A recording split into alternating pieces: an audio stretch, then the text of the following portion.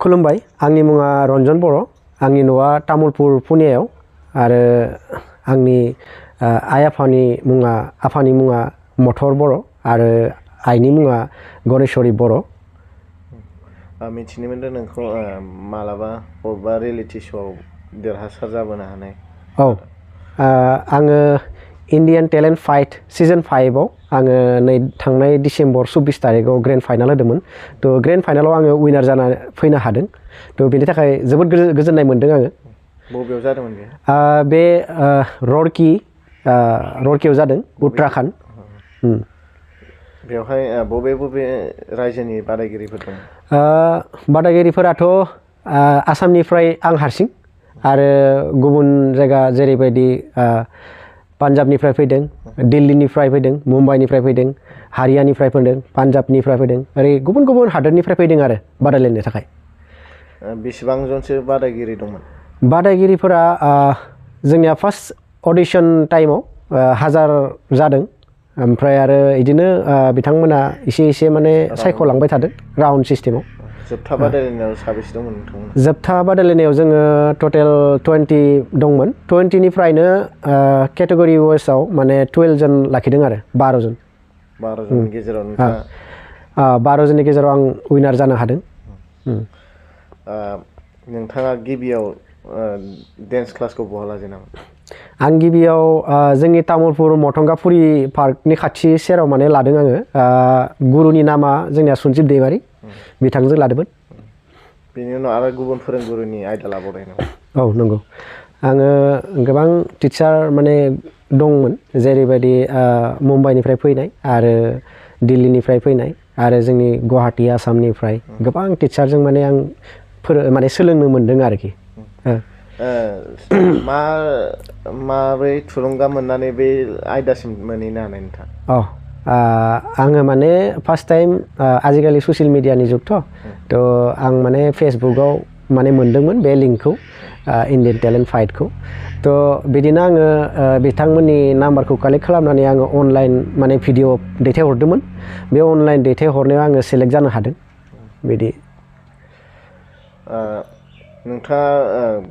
माबायदि आसा लानानै बेखौ बादायहैदोंमोन एक्सुवेलि बुंनो थाङोब्लाथ' आंनि सिमाङा बिदि टिभि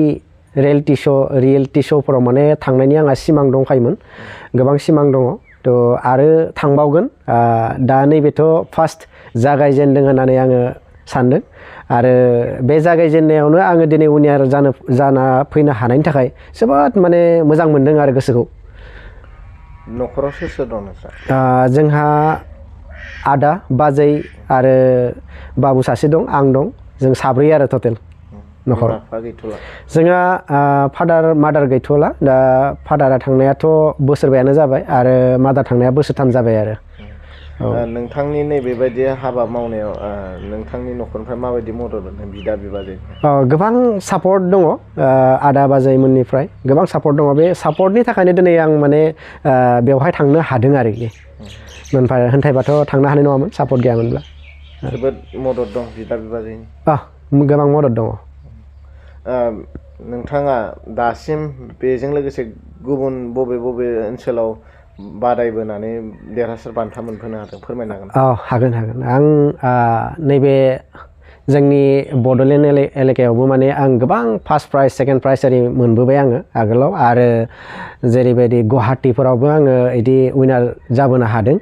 आरो बिहारानो जा बा हयथ' दिल्लीयानो जा बेफोराव थांबायनानै माने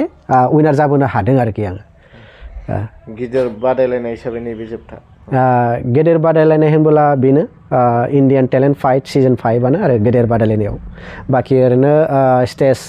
माने फिसा स्टेजफोराव आङो ओरै बा हयथ' गेदेर स्टेजफोरावबो आं मोनबोदों नोंथाङा दासान्दि मा मावनानै दं आङो दासान्दि डान्सनि खामानिनो मावगासिनो दङ जोंनिया तामुलपुराव आंहा स्कुल दङ डान्सनि स्कुल दङ नित्यान्जलि कला कृष्टि केन्द्र बेवहाय फोरोंगिरि हिसाबै खामानि मावगासिनो आरो मा दिनाव फोरोङो आं फोरोङो शुक्रबार आरो शनिबाराव साननै फोरोङो आरो टाइमिंआ 3टा मोनानि 3टानिफ्राय 5टासिम आरो 2 घन्टा फोरोङो जुदि नोंथांखौ बबेबा फिल्म बा सावथुनफ्राव बाहागो होयोबा नोंथाङा हाबनो गोसो नामा? बेफोरावथ' जोबोद गोसो गुदुं आंनिया आं खालामबोबायबो आंनि गावनिनो आंहा माने प्रडाक्सन दङ SRB प्रडाक्सन बे SRB प्रडाक्सनाव आङो गोबां मिउजिक भिडिअ आङो बानायबोबाय आरो गुबुनफोराबो बेफोरबायदि लिङो हारसा प्रडाक्सनानो जा बर' प्रडाक्सनानो जा बेफोराव लिङो साइड पार्टआव थाङो आरोखि मोसानायफोराव बिथांमोननि नामखौ लानांगोन आङो बिथांमोननि नामखौ खोन्थानोसै आङो जे जोंनि तामुलपुरनिनो सन्दि बसुमतारी बिथांनिफ्रायबो जोबोद मदद मोनदों आं बिथांखौ आंनि गोसो गोरबोनिफ्राय जोबोद साबायखर बावहरनाय थाबाय लोगोसेयैनो हिमन्त राभा सार बिथांखौबो आंनि गोसो गोरबोनिफ्राय साबायखर बावहरबाय आरो लोगोसे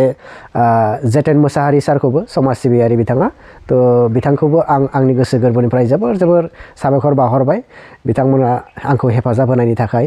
आरो नाम लाबावनांगोन मेन बिथांमोनानो होनजायो मानो होनब्ला बिथांमोना जुदि आंखौ फोरोङामोनब्ला आं दिनै मोसानानै दिन्थिनो हानाय नङामोन थ' बिथांमोननि नामानो जाबाय जोंना बकाजाननि फार्स्ट आं माबानिखौनो बुंग्रोनोसै अडिशननिखौ थ' अडिशन जेब्लानाखि होदोंमोन आङो थ' अडिशनाव जोंना रेम' बनेला सारा आंखौ अडिशनाव देरहासार जाना थांनायाव माने मदद होदों करिय'ग्राफि खालामनानै आरो सेमि फाइनालाव बकाजाननि थमास बसुमतारी बिथाङा सेमि फाइनालाव आंखौ देरहासार खालामनानै दैथायहरनो हादों ओमफ्राय ग्रेन्ड फाइनालाव आं गावगायनो खालामनायसै थ' जियानो जाया जेखियानो जा माने बिथांमोनखौ आङो आंनि गोसो गोरबोनिफ्राय